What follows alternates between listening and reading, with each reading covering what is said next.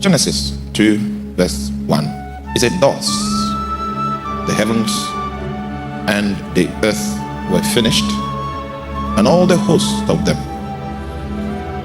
And on the seventh day God ended his work which he had made, and he rested on the seventh day from all his work which he had made. And God blessed the seventh day and sanctified it, because that in it he had rested from all his work which God created and made. So the work that he did, an aspect of it was creation, and an aspect of it was making. So there were several projects that were created in the 6-day creation escapade of God. And there were some other projects that were made. Those ones were not created. Are you with me? Okay. For instance, one of the items that was made and not created was man. Because in the conceptualization of the concept of man in the book of Genesis chapter 1 verse 26, God said, let us make man. So man was made, man was not created. The word create is to bring into existence from no raw material. That's bara.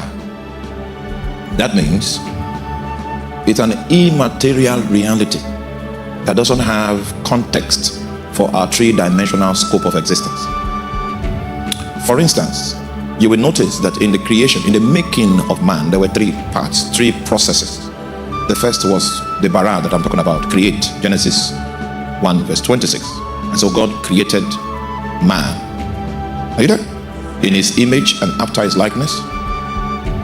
And God decided that man will be a creature of dominion. It means that if the blueprint for man is adequately followed, the resultant effect of that creature will be that he will be a personality of dominion, someone that can warehouse God's delegated authority and exercise government over the earth. Okay? So you will notice that there are three members of the Godhead. These three members of the Godhead had a meeting in themselves. And that's what we call the counsel of God. The counsel of God.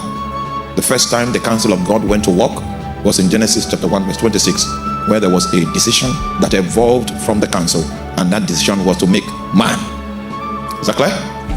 All right. Now, you see, every point in scripture when the counsel of God sits, there are strategic kingdom decisions that comes out of that arrangement.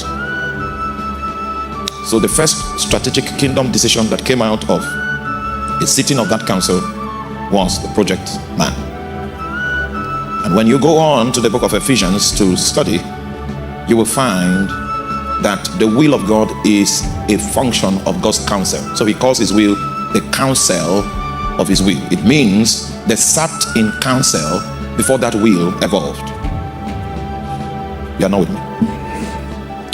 If you begin to pray, for instance, you are praying, what will determine how God answers you is the counsel of his will, because he doesn't want to answer you in a way that will affect his will for your life. So there's a counsel with which he responds to you, and that's why the way prayers are answered is not exactly consistent with your expectation. You're not with me? Okay, let me just leave you. Let's just go back. Let's just go back here and continue our discussion. I don't know.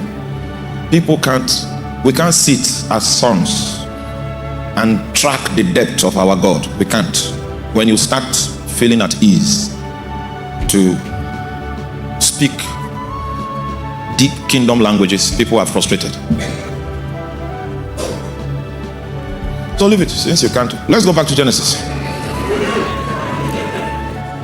Somebody said he did some days of dry fasting and then there was no response. So that was his departure from God, because he did 3 days of dry fasting expecting God to.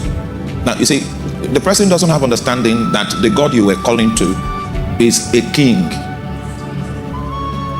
It's not a servant. See, people that serve Satan can use enchantment to give instructions to demons, but you can't send God. So the person doesn't even understand the shape of the realm he's trying to interface with. If God refuses to answer your prayer, he's not less God. If he chooses to blot a nation out of the earth, he's not less God. So if you understand that, in seeking God, you will now imbibe the approach called waiting on the Lord. It's a state of heart that is galvanized by humility, because you understand that if God refuses to answer, it doesn't change his status in the kingdom. God was not created, so God cannot be destroyed. God never began to exist. His existence himself. So when you're engaging him, there is an understanding of his depth that you need to have that will determine your comportment. As I was saying, the three members of the Godhead decided to confer with one another, and the result of their interaction was that they decided that man should be made. And the first initiative, are you there?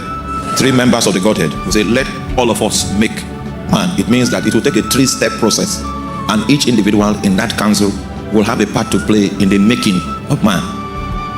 Is that clear? I'm just saying that just to justify the fact that some parts of creation were barad. They came out of nothing. They were created, and some others had to be made. Is that clear? Okay, so let me continue my reading. Then in verse number 4, which is a verse of interest, he uses a terminology that I will need to draw our attention to, and when I succeed in doing that, then I'll be able to tell you a few spiritual things. He said, these